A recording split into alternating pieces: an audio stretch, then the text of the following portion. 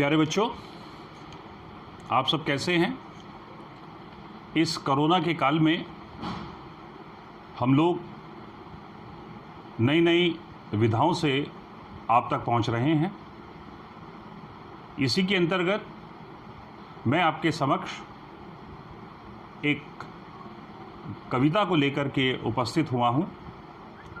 यह कविता, जिसको गज़ल शीर्षक दिया गया है, जिसके रचयिता फिराक गोरखपुरी साहब, जिनका पूरा नाम रघुपति सहाय फिराक गोरखपुरी है, जिनका जन्म 28 अगस्त 1896 में हुआ था।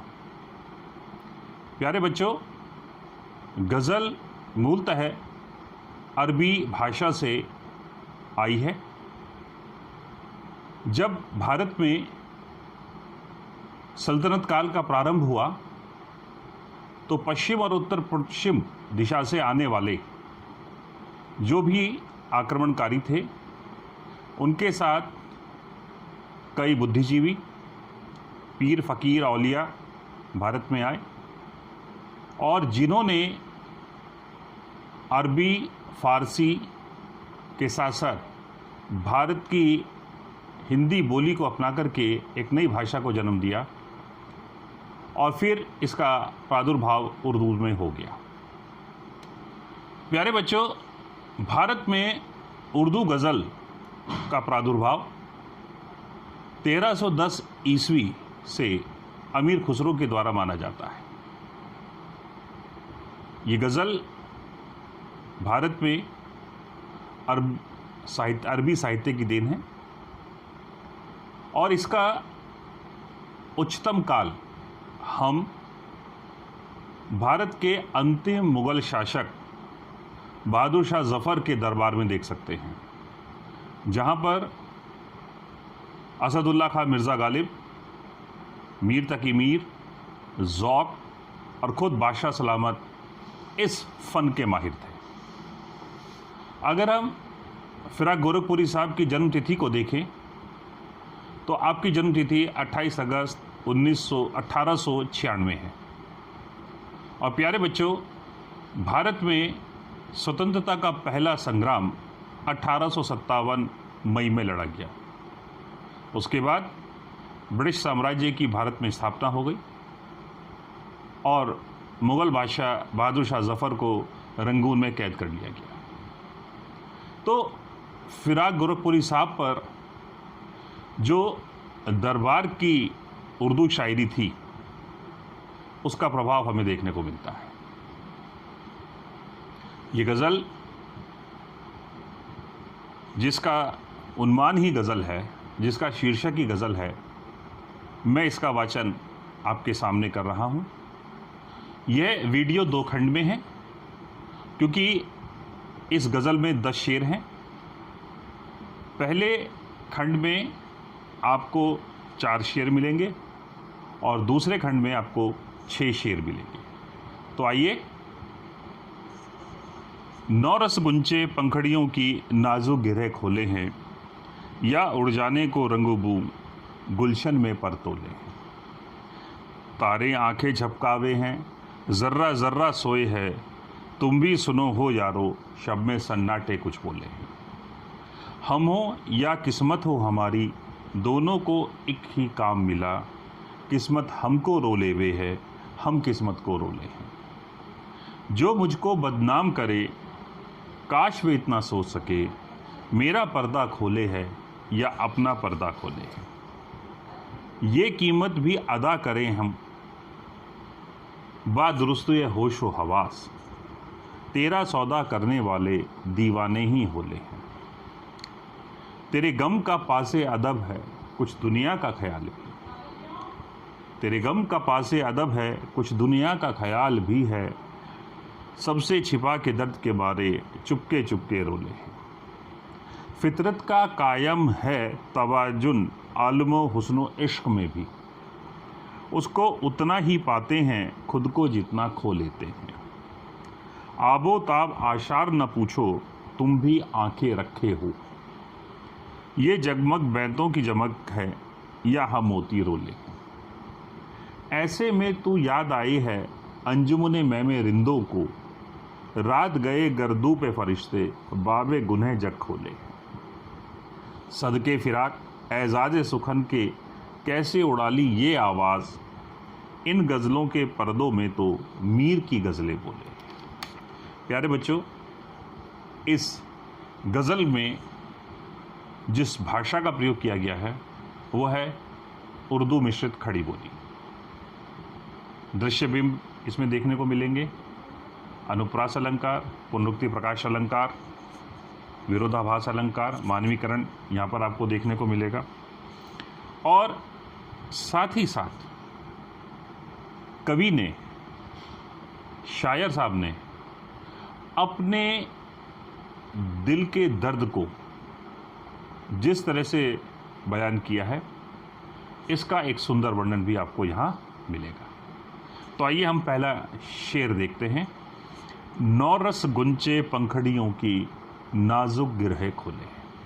नौरस यानी नया रस, गुंचे कलियां, पंखड़ियां फूल की पंखड़ियां, नाजुक कोमल, गिरहे गांठें। रंग भू कहते हैं रंग और खुशबू। गुलशन बागीचा, पर तोलना उड़ जाना। इस पूरे शेर में शायर ने कली के खिलने का सुंदर शाब्दिक चित्र प्रस्तुत किया है। नौरस एक बागीचा है, कोई फूल का पौधा लगा है, उस पे कली है, कली खिलने को तैयार है। और कली कैसे खिलती है? ऐसे धीरे धीरे धीरे, और फिर वो फूल बन जाती है। तो नौरस गुंचे पंखड़ियों की नाजुक गिरहें खोले। ये नाजुक गिरहें, ये पंखड़ियों की जो एक दूसरे से सिमटी हुई हैं, लिपटी हुई हैं, ये जो नए रस से भरपूर हैं, ये पंखुड़ियां धीरे धीरे खुल रही हैं, नाजुक गिरहें खुल रही, या उड़ जाने को रंगू। और जब कली खिलेगी तो क्या होगा? रंग और खुशबू दोनों ही सारे बागीचे में छा जाएंगे। अर्थात जो भी बागीचे में घूमने आएगा उसको इस फूल की खुशबू से, इसके विविध रंगों से उस आकर्षण में वो बंध जाएगा। दूसरा शेर देखिए। तारे आंखें झपकावे हैं, जर्रा जर्रा सोए हैं, तुम भी सुनो हो यारो, शब में सन्नाटे कुछ बोले हैं। मानवीकरण अलंकार यहां पर इस शेर में है, और साथ ही साथ विरोधाभास अलंकार। जर्रा जर्रा, कण कण, शब रात, तारे आंखें झपकावे। झपकना क्या है? ये पलकों का गिरना। अब रात को टिमटिमाते हुए तारे शायर को कैसे लग रहे हैं कि जैसे कोई आदमी अपनी आंखों की पलकों को झपका रहा। मानवीकरण अलंकार कर दिया। जर्रा जर्रा सोए, और इस धरती का प्रत्येक कण शांत है, निश्चल है, कोई स्पंदन नहीं। तुम भी सुनो हो यारो, हे दोस्तों तुम जरा ध्यान लगा के सुनो। शब में सन्नाटे कुछ बोले। शब कहते हैं रात, सन्नाटा एकांत, शांत वातावरण भी अपनी कोई आवाज कर रहा है, कुछ कह रहा है, कुछ बोल रहा है। शब में सन्नाटे कुछ बोल रहे हैं। विरोधाभास अलंकार, क्योंकि जो शांत है वो आवाज कैसे कर सकता है।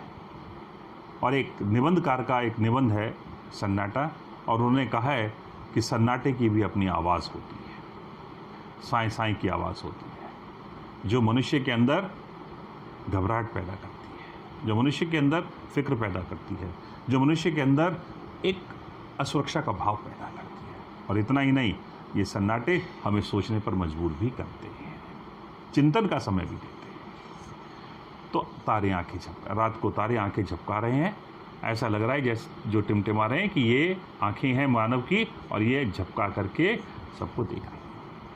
आकाश का रात्रि बेला का सुंदर चित्र है, दृश्यबिंब है, जर्रा जर्रा से सारी सृष्टि इस समय सोई, कण कण सोया हुआ है। तुम भी सुनो यारो, है दोस्तों, तुम भी सुनो कि रात में सन्नाटे की भी अपनी एक आवाज़ होती है, अपना उसका एक स्वर होता है। अगला है, हम हो या किस्मत हो हमारी, दोनों को एक काम मिला। किस्मत हमको रोले हुए है या हम किस्मत को रोले। बड़ा सरल सी बात शायर कहता है, चाहे मैं हो या मेरी किस्मत हो, दोनों को एक ही काम है। वो मुझको कोसती है, मैं उसको कोसता हूं, एक ही काम है। दोनों संतुष्ट नहीं है एक दूसरे से। ये असंतुष्टि का भाव मानवीय प्रवृत्ति है कि मनुष्य के पास जो है वो उससे संतुष्ट नहीं है। बहुत गहरी बात, लेकिन बड़ी सरलता से बात कही है फिराक गोरखपुरी साहब ने कि मनुष्य में जो है वो उससे संतुष्ट नहीं है। और की चाह में, और बेहतरी की चाह में वो क्या करता है, प्रयत्न करता है या अपनी किस्मत को उल्हाना देता है, कोसता है। लेकिन किस्मत भी कहती है कि तुम भी वैसे ही हो, जैसे तुम मुझे कोस रहे हो मैं तुम्हें कोसती हूं। तो दोनों को एक ही काम है, दोनों एक दूसरे पर दोषारोपण करते रहते हैं, उल्हाना देते रहते हैं। वो हमको रोती है, हम उसको रोते हैं। पर ऐसा मनुष्य के अंदर एक कृतज्ञता का भाव नहीं होना चाहिए। जो मुझको बदनाम करे है, काश वो इतना सोच सके, मेरा पर्दा खोले है या अपना पर्दा खोले है। सोच सके में अनुप्रास अलंकार है।